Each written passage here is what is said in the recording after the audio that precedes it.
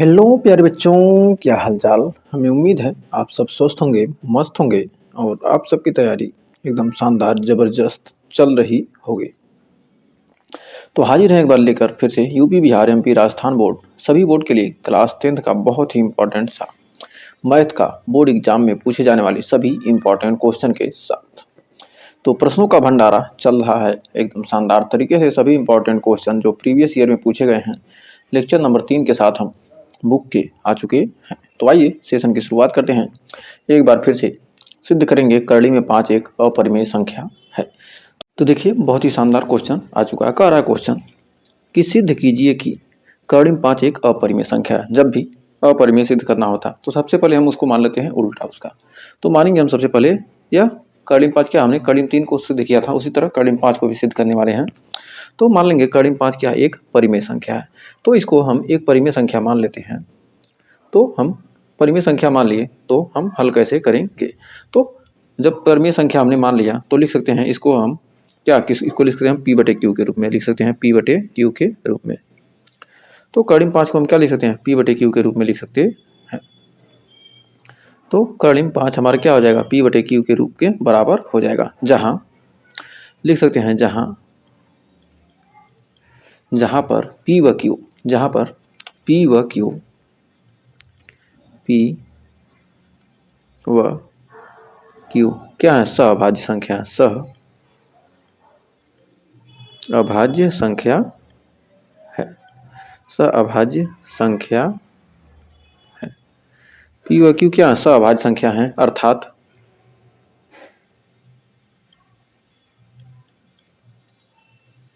कोई भी संख्या, अर्थात कोई भी संख्या, कोई भी संख्या एक के अतिरिक्त, कोई भी संख्या एक के अतिरिक्त, एक के अतिरिक्त, एक के अतिरिक्त ऐसा नहीं है, ऐसा नहीं है जो पी व क्यू दोनों में उभयनिष्ठ है, जो पी व क्यू दोनों में क्या हो, उभयनिष्ठ हो, दोनों में उभयनिष्ठ हो।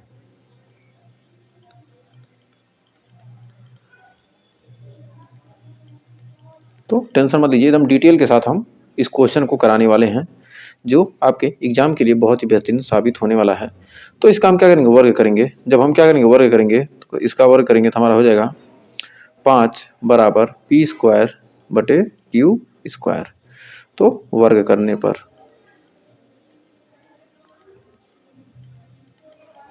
हमने वर्ग कर दिया तो इतना मिल गया। अब इसको हम लिखते हैं पी स्क्वायर बराबर हो जाएगा, ये नीचे क्यू स्क्वायर होगा ना, पी स्क्वायर बराबर हो जाएगा 5 क्यू स्क्वायर। पी स्क्वायर बराबर क्या हो गया, 5 क्यू स्क्वायर। इसको मान लेते हैं समीकरण नंबर 1। अर्थात 5 पी स्क्वायर को क्या कहता है, अर्थात हम कह सकते हैं अर्थात पी स्क्वायर, अर्थात जो हमारा 5 है, 5 क्या कर रहा है, 5 पी स्क्वायर को विभाजित करता है, 5 पी स्क्वायर को क्या करेगा, विभाजित करेगा। 5 यदि नीचे आ जाएगा तो यानी पी स्क्वायर बाई 5 हो जाएगा। तो यानी 5 क्या करेगा, पी स्क्वायर को विभाजित करता है, 5 पी स्क्वायर को विभाजित करता है, विभाजित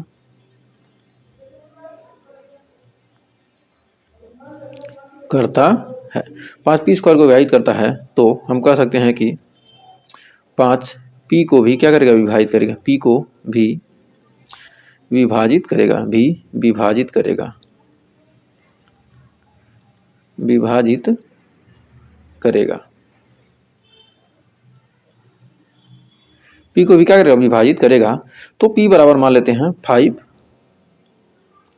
पी बराबर मान लेते हैं क्या, हम मान लेते हैं 5 इंटू आर। तो पी बराबर क्या मान लेते हैं, 5 इंटू आर। पी क्या करेगा, 5 को विभाजित करेगा, तो पी को हम क्या मान सकते हैं, 5 इंटू आर। यानी पी क्या होगा, 5 के गुणक के रूप में होगा। तो पी को हमने मान लिया 5 इंटू आर। तो पी को हमने मान लिया क्या, 5 इंटू आर। तो बढ़ते हैं आगे। अब पी को 5 इंटू आर मान लिया, अब पी को हमने 5 इंटू आर मान लिया। तो हम वर्ग करने पर, वर्ग करने पर, वर्ग करने पर करने पर। अब वर्ग करेंगे तो हमारा आ जाएगा, वर्ग करने पर हो जाएगा हमारा पी स्क्वायर बराबर 25r स्क्वायर। पी स्क्वायर बराबर हो जाएगा 25r स्क्वायर। इसको मान लेते हैं समीकरण नंबर 2। अब समीकरण 1 में मान रखने पर, पी स्क्वायर का मान समीकरण 1 में रखने पर, समीकरण 1 में मान रखने पर, समीकरण 1 में मान रखने पर, अब इसका मान समीकरण 1 में हम रखेंगे तो हमारा हो जाएगा, समीकरण 1 में हम मान रखेंगे पी का मान तो कितना आएगा 25r स्क्वायर। तो हमारा हो जाएगा हमारा 25r स्क्वायर बराबर 25r स्क्वायर बराबर 5q स्क्वायर। तो हमारा 5 से 5 कट जाएगा, यानी आ जाएगा q स्क्वायर बराबर 5r स्क्वायर। q स्क्वायर में क्या होगा हमारा 5r स्क्वायर, अर्थात 5q स्क्वायर क्या करता है विभाजित करता है, अर्थात 5 क्या करेगा q स्क्वायर को विभाजित करता है, या इसको लिख सकते हैं क्या r स्क्वायर हमारा r स्क्वायर बराबर क्या लिख सकते हैं, r स्क्वायर बराबर यहाँ से हम क्या लिखेंगे q स्क्वायर बटे 5 लिखेंगे ना। तो यहाँ से पता चलता है मतलब 5 क्या कर रहा है q स्क्वायर को विभाजित करता है। तो यहाँ से ऐसे इसलिए हमने लिख रहा है, इसलिए लिख रहे हैं। तो 5 q स्क्वायर को विभाजित करता है, विभाजित करता है। q स्क्वायर क्या करता है विभाजित करता है। तो 5q को भी विभाजित करेगा, 5q को भी विभाजित करेगा,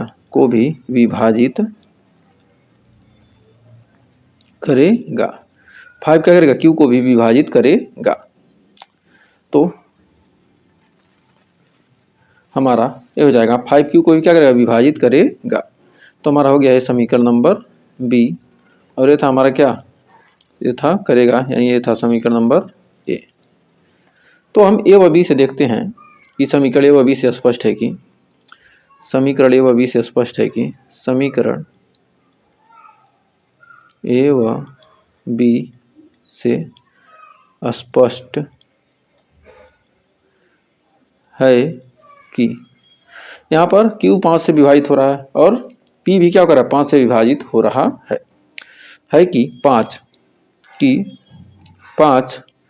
p व q दोनों को विभाजित करता है, 5 p व q दोनों को क्या करता है विभाजित करता है, दोनों को विभाजित करता है, विभाजित करता है। और हमने माना क्या था, हमने माना था कि क्या है p व q सभाज्य संख्या है। जब 5 दोनों को विभाजित करता है मतलब एक के अलावा कोई गुणनखंड नहीं होगा। तो हमारा जबकि हमने माना था, जबकि हमने माना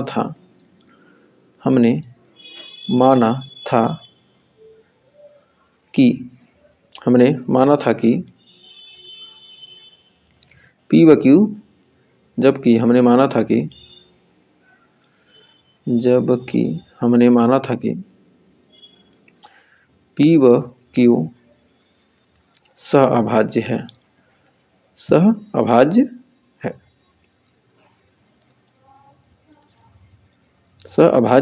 है। विरोधाभास के नियम से ये क्या हो गया विरोध कर दिया, विरोधाभास के नियम से, विरोधाभास के नियम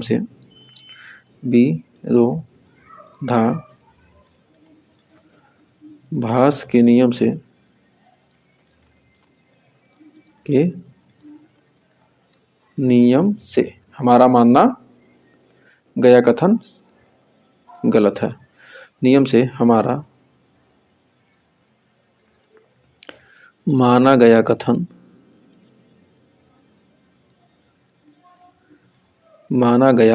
गलत है, कथन गलत है। कथन क्या है असत्य है या गलत है, कथन क्या है गलत है। तो हमारा माना गया क्या कथन गलत है, अर्थात हम कह सकते हैं कि अर्थात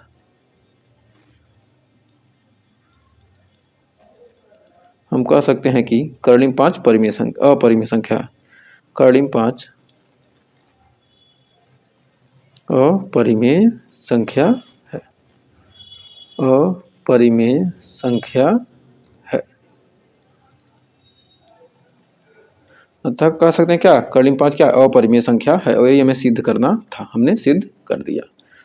तो हमें उम्मीद है यहाँ तक कोई डाउट नहीं होगा। तो तीसरा हमने कर्णिम 3, इसके पहले भी हमने प्रूफ किया है, तो एकदम सेम टू सेम वही क्रिया अपनाएंगे और शानदार तरीके से आप क्या कर सकते हैं, इसको प्रूफ कर सकते हैं। तो कर्णिम 3 हमने प्रूफ कर लिया है। तो आइए बढ़ते हैं आगे। अब अगला हमारा क्वेश्चन का रहा कि बहुत ही शानदार सा क्वेश्चन है, यदि कोई द्विघात बहुपद है k-1 into x square plus kx+1 के शून्यकों में से एक शून्यक -3 है तो दूसरे का मान ज्ञात कीजिए। तो एक हमारा क्या एक द्विघात बहुपद है जिसके एक शून्यक दिया -3, तो हमें क्या करा, दूसरे शून्यक का मान ज्ञात करना है। तो सबसे पहले हम दूसरे शून्यक का मान ज्ञात करने से पहले हम k का मान निकालेंगे, तभी हम दूसरे शून्यक का मान निकाल सकते हैं। तो आइए इसका हल करते हैं एकदम बेहतरीन शानदार जबरदस्त तरीके से। तो k-1 इंटू क्या जाएगा हमारा एक्स स्क्वायर प्लस kx+1 का एक शून्यक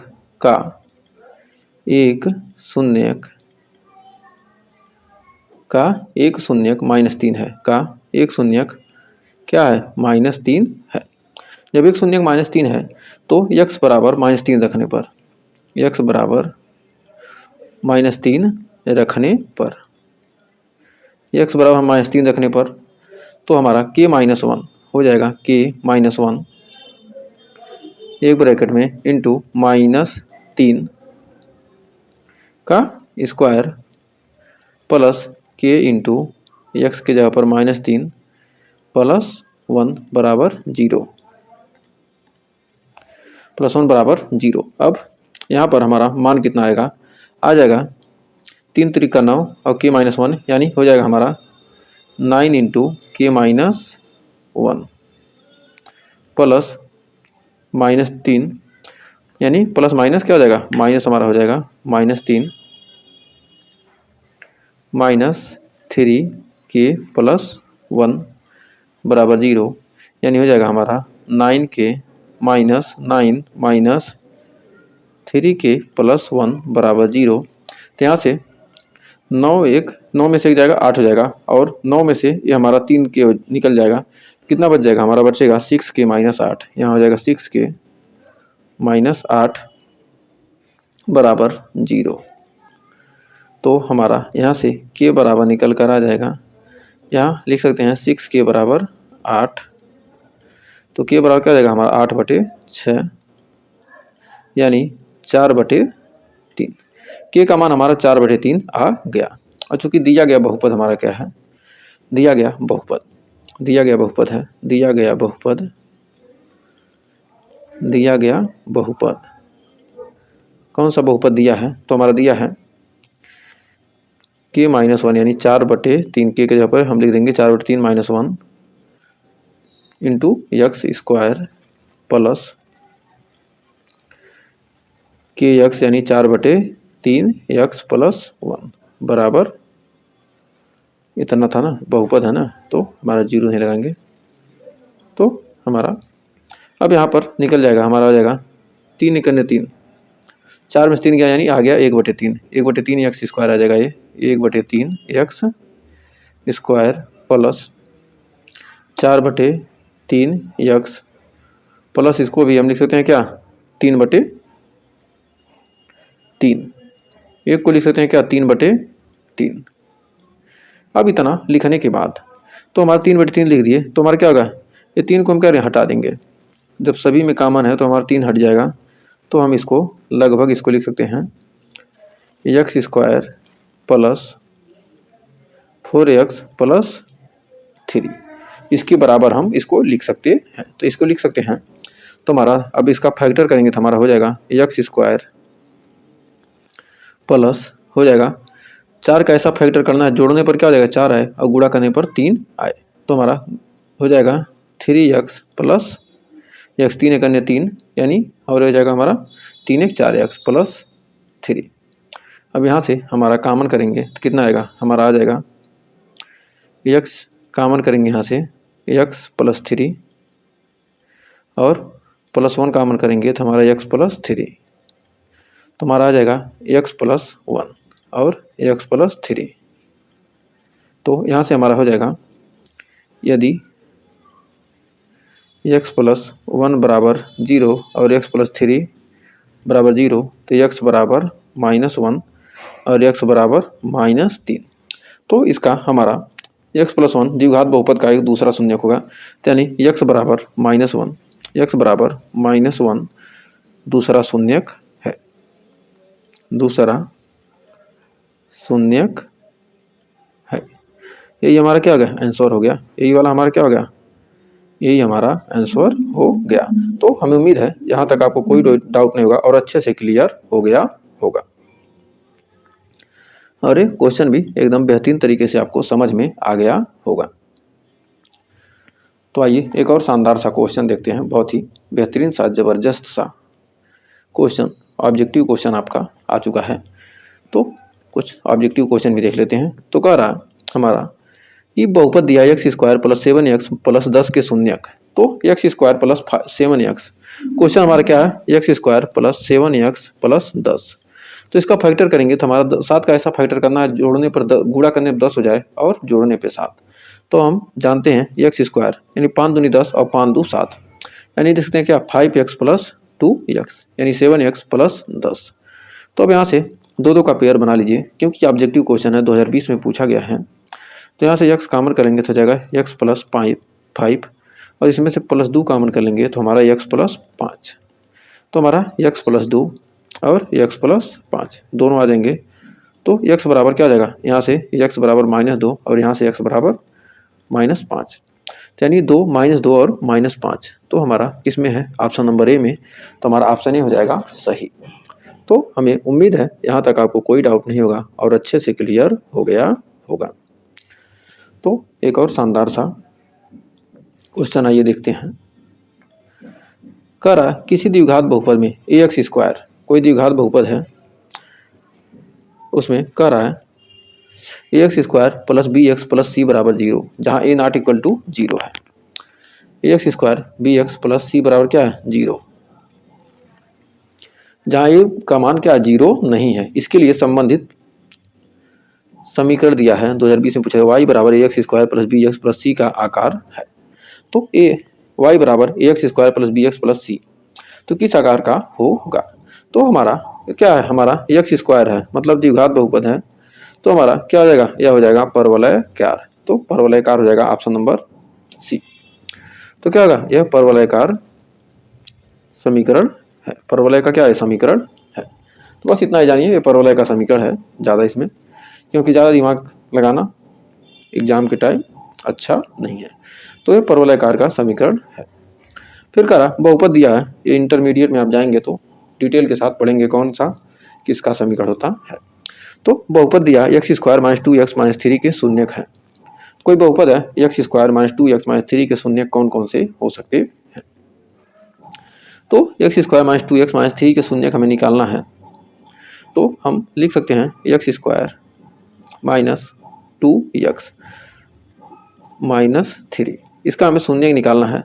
तो हमें क्या करना है, ऐसा फैक्टर करना है कि गुणा करने पे -3 हो जाए और जोड़ने पर क्या होगा 2 -2 हो जाए। तो हम लिख सकते हैं x स्क्वायर माइनस, हम लिख सकते हैं कितना 3 में से यदि हम क्या करते हैं 1 घटा देंगे तो हमारा क्या हो जाएगा 3 × 3 और हो जाएगा इंटू x -3। अब यहाँ से लिख सकते हैं x square -3x plus x, 3 में से जाएगा कितना हो जाएगा -2x -3। अब यहाँ से कॉमन कर लीजिए, इसमें से कॉमन क्या हो जाएगा हमारा हो जाएगा x, तो बचेगा कितना x -3 और इसमें से कॉमन कर लेंगे +1, तो यहाँ भी बचेगा x -3, तो यहाँ से बचेगा x +1 और यहाँ बचेगा x -3। तो x का मान कितना आ जाएगा -1, x बराबर -1 आ जाएगा और x बराबर यहाँ से क्या आ जाएगा +3, बाहर जाएगा क्या होगा +3 हो जाएगा। तो -1 और +3 तो 3 और -1 यानी ऑप्शन नंबर सी हो जाएगा राइट। तो हमें उम्मीद है इस क्वेश्चन में आपको कोई डाउट नहीं होगा और बेहतरीन शानदार ज़बरदस्त तरीके से आपको क्लियर हो गया होगा। तो ऐसे ही शानदार क्वेश्चन आप क्या कर सकते हैं, हमारे चैनल पर विजिट करके बेहतरीन तरीके से देख सकते हैं और अपने परीक्षा को बेहतर तैयारी कर सकते हैं। तो उम्मीद है यहाँ तक आपको कोई डाउट नहीं होगा। तो आज के लिए बस इतना ही रहने देते हैं और बहुत सारे क्वेश्चन फिर लेकर मिलेंगे इसके नेक्स्ट वीडियो में। तो इस क्वेश्चन का आपको आंसर क्या करना है, कमेंट में बताना है और हम नेक्स्ट वीडियो में इस क्वेश्चन का आगे का सॉल्यूशन कराएंगे। बहुत सारे क्वेश्चन पड़े हुए हैं। तो आज के लिए बस इतना ही, मिलेंगे नेक्स्ट वीडियो में। तब तक के लिए टेक केयर, बाय बाय, अपना ध्यान रखिएगा।